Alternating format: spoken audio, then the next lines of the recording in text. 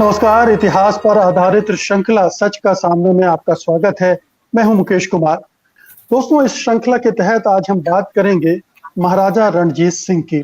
हाल में लाहौर में उनकी मूर्ति को तोड़ने की कोशिश की गई थी, जिससे एक विवाद उठ खड़ा हुआ था। ये मूर्ति 2 साल पहले 2019 में ही स्थापित की गई थी, मगर उससे और आज तक 3 हमले इस मूर्ति पर किए जा चुके हैं और जाहिर है कि इस मूर्ति पर हमला करने वाले जो समूह हैं, लोग हैं, वो चरमपंथ से जुड़े हुए हैं और वे मानते हैं कि महाराजा जो रणजीत सिंह थे, उन्होंने मुसलमानों पर अत्याचार किए थे, लिहाजा उनकी मूर्ति लगाना गलत है। लेकिन इन धारणाओं में और इन आरोपों में कितनी सच्चाई है, और अगर है तो उसे किस तरह से देखा जाना चाहिए?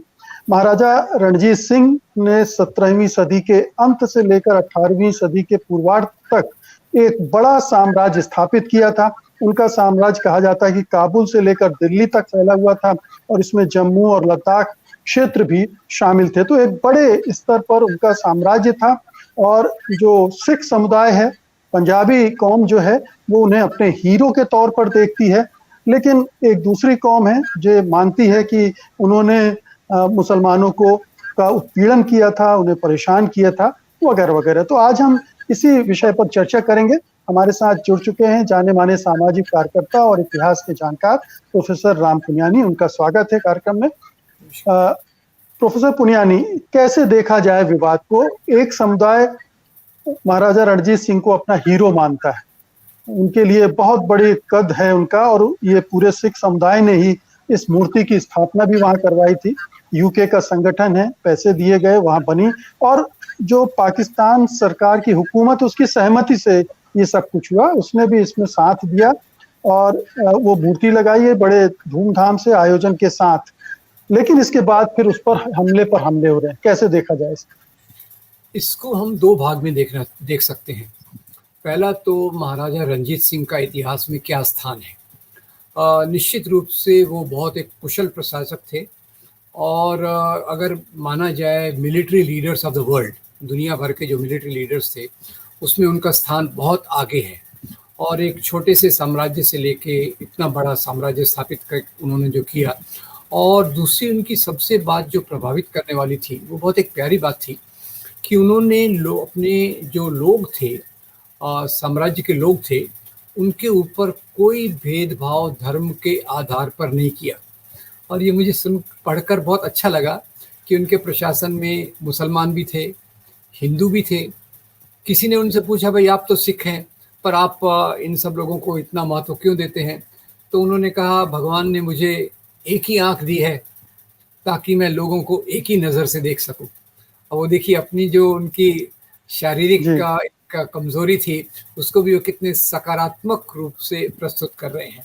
तो उनके अंडर में जो मिस्ल नाम के उनके साम्राज्य में जो बटा हुआ था अलग अलग मिस्ल में, किसी का इंचार्ज कोई मुसलमान था, किसी का इंचार्ज कोई हिंदू था, और वो प्रजा की जो जैसे हमने शिवाजी की श्रृंखला में बात की, प्रजा की थोड़ा देखभाल के लिए भी उनका ध्यान काफ़ी ज़्यादा था। ये उनका एक पहलू है कि महाराजा रणजीत सिंह को निश्चित रूप से सिख समुदाय ही नहीं, मेरे ख्याल से पूरे भारत में एक अच्छे नज़रिए से देखा जाएगा, क्योंकि उन्होंने तो उस क्षेत्र को यूनिफाई किया, वहाँ अपना साम्राज्य चलाया, सभी लोगों को साथ में लेकर चले, और दुनिया के मिलिट्री लीडर्स में उनका स्थान बहुत आगे है। ये एक। अब दूसरा पहलू देखिए कि जो पाकिस्तान में ये जहाँ उनकी मूर्ति लगी हुई थी, वो लाहौर का फोर्ट है। ये लाहौर फोर्ट का भी जो मरम्मत कराई थी, वो रणजीत सिंह महाराज ने करवाई थी जब उनका। दूसरी बात देखिए, लाहौर जो था वो महाराजा रणजीत सिंह की राजधानी था। आज हमें बड़ा आश्चर्य होगा, पर Lahore was the capital of Ranjit Singh administration. अच्छा, तो ये दूसरी बात हो गई। अब तीसरी बात ये देखें कि यहाँ जो लाहौर के प्रमुख व्यक्ति हैं, लाहौर शहर के जो में से जो प्रमुख व्यक्ति आए, उनमें रणजीत सिंह का नाम काफ़ी आगे आता है। इसलिए उसी के कारण प्रशासन ने वहाँ इस रिक्वेस्ट को माना और उनकी मूर्ति को लगवाया।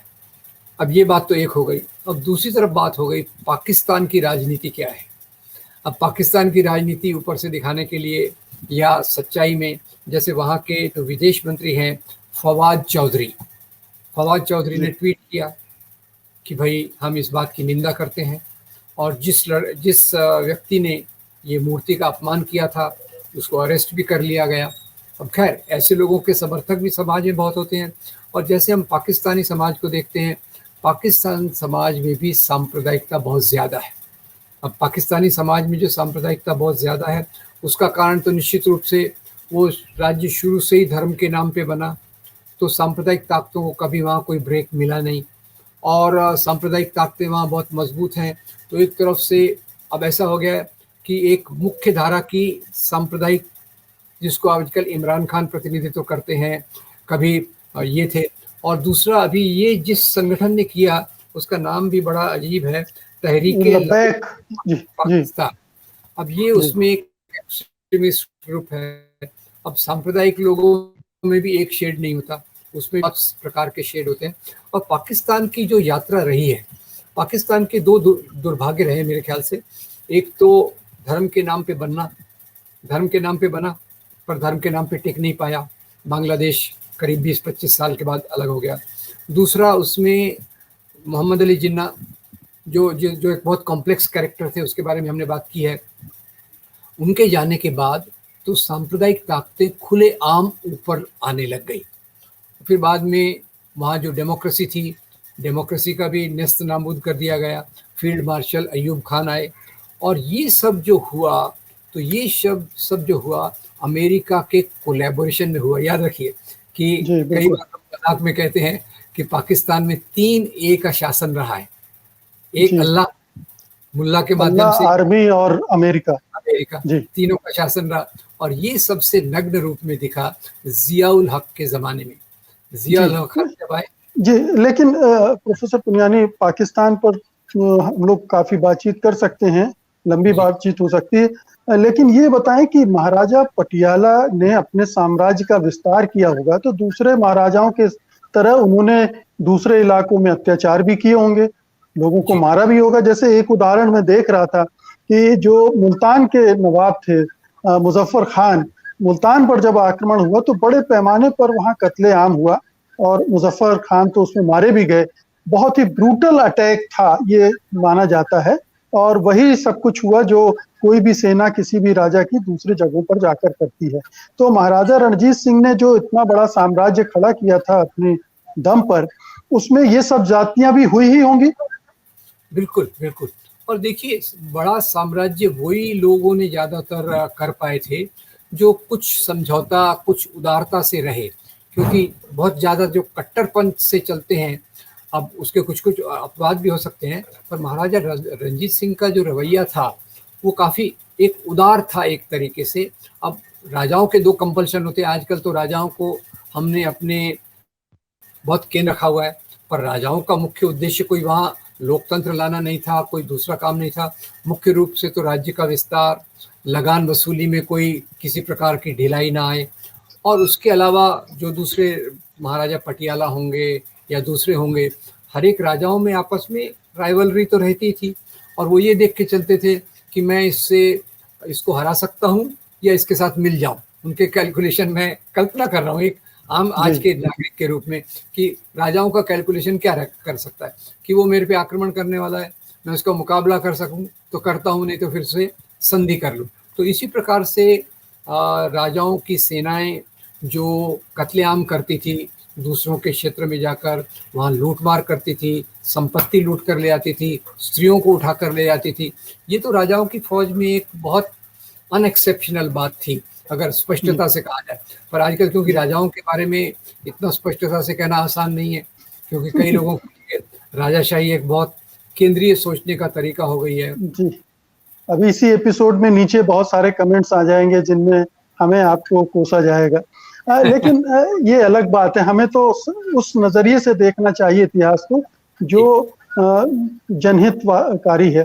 तो यहाँ ये जो हमारे यहाँ मुगल शासकों को या मुस्लिम शासकों को के बारे में कहा जाता है कि उन्होंने हिंदुओं पर अत्याचार किए, वो भी अपना विस्तार कर रहे थे राज्य का, वो भी उसी तरह से काम कर रहे थे, उसी तरह से रणजीत सिंह भी काम कर रहे थे, वो भी विस्तार कर रहे थे। और जो दूसरे राज्यों पर जो हमला करते थे वो वहां पर वही करते थे जो मुस्लिम सेना या शिवाजी भी करते थे, महाराज शिवाजी महाराज भी करते थे। तो ये राजाओं का और उस समय की सामंती व्यवस्थाओं का चरित्र था। इसीलिए लेकिन जो सांप्रदायिक ताकतें वो अपने हिस्से की चीजें निकाल लेती हैं। तो पाकिस्तान के सांप्रदायिकता वाले लोग, सांप्रदायिक सोच वाले इस पूरी चीज को इस तरह से पेश करते हैं कि महाराजा रणजीत सिंह ने मुसलमानों पर अत्याचार किए। लिबरल लोग इसे उस तरह से देखते हैं कि उस समय की जो शासन व्यवस्था होती थी, उस समय का जो राजतंत्र था वो किस तरह काम करता था। और जो प्रोग्रेसिव लोग हैं उसमें इसमें से सबक निकालकर आगे की देखते थे। तो ये बताएं कि ये जो महाराजा रणजीत सिंह थे, उनके राज्य की और क्या विशेषताएं थी? अगर आपने कहा कि बहुत कुशल प्रशासक थे, तो कुशल प्रशासन किस तरह का था? एक तो स्थिरता दी उन्होंने इस इलाके में, बहुत जो उसके पहले उथल पुथल थी उसको उन्होंने थोड़ा स्थिरता प्रदान की। स्थिरता प्रदान की, और उनके प्रशासन में मेरे ख्याल से जो करप्शन, जो उस समय भी एक अलग प्रकार के करप्शन चलते थे, उससे अलग उन्होंने एक कुशल प्रशासन के रूप में सब लोगों के समस्याओं को एड्रेस करना।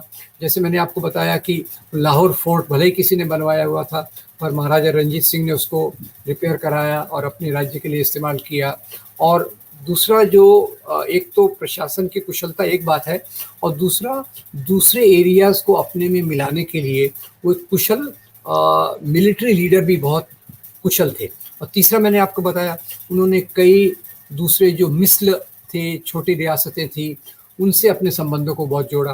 और ये बात इसमें आपको मिलेगी कि उन्होंने 18 बार शादियाँ की, और शादी का एक वो सिंबल था कि आप किसी दूसरे राज्य से समझौता कर रहे हैं तो वो जो राजा है उसकी बेटी से या बहन से आपका रिश्ता हो जाता है।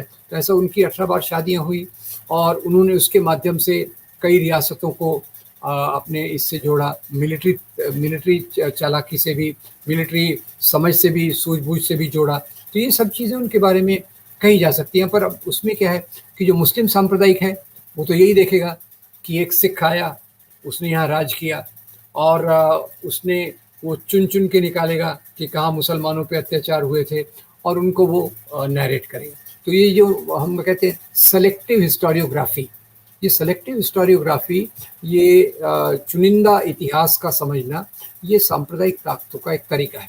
तो हमको, आप जो उसको एक ब्रॉडन कर रहे हैं, एक उसका देख रहे हैं कि सभी राजाओं में एक ही पैटर्न है, कुछ चीज़ें सभी राजाओं के पैटर्न में कॉमन है। अब हर एक राजा का अलग अलग दृष्टिकोण भी हो सकता है, पर राजाशाही में कुछ चीज़ें सामान्य रहेंगी, जिसका आपने अभी लिस्टिंग किया थोड़ा सा। उसके हिसाब से कुछ राजा जैसे कुशल प्रशासक है, या कुशल मिलिट्री एडमिनिस्ट्रेटर है, कुशल डिप्लोमेट है, तो वो अपने राज्य का ज़्यादा विस्तार कर सकता है। तो दूसरे सांप्रदायिक ताकतें इसको एक नकारात्मक रोल में देखेंगे। मैं ये बताना चाहता हूँ, जैसे आज मुस्लिम सांप्रदायिकता महाराजा रणजीत सिंह को अगर एक आक्रामक के रूप में देखती है, तो ये वो भूल जाएंगे कि एक मुस्लिम जनरल उनके अंडर में था जो एक मिस्र का इंचार्ज था।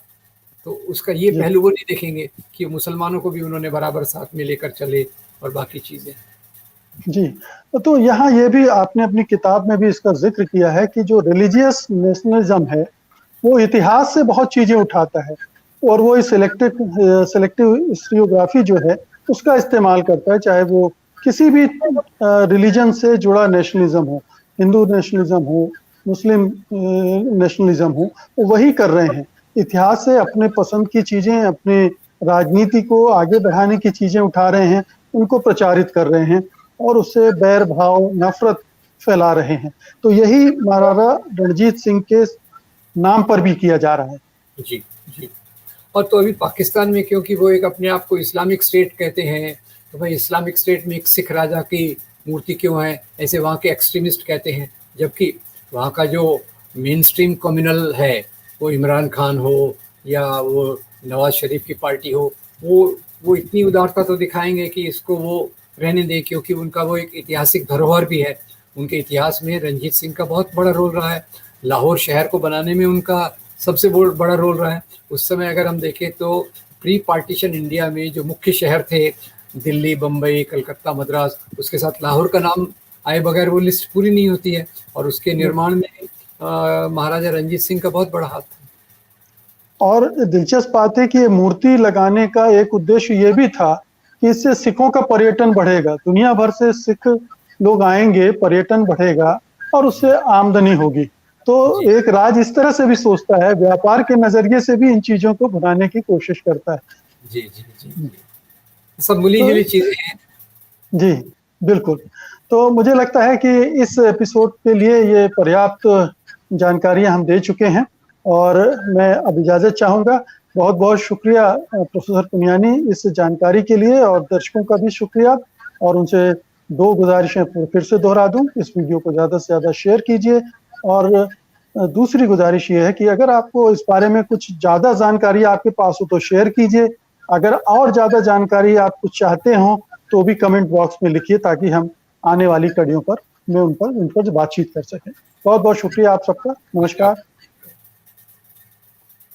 सत्य हिंदी का ऐप डाउनलोड करें गूगल प्ले स्टोर पर।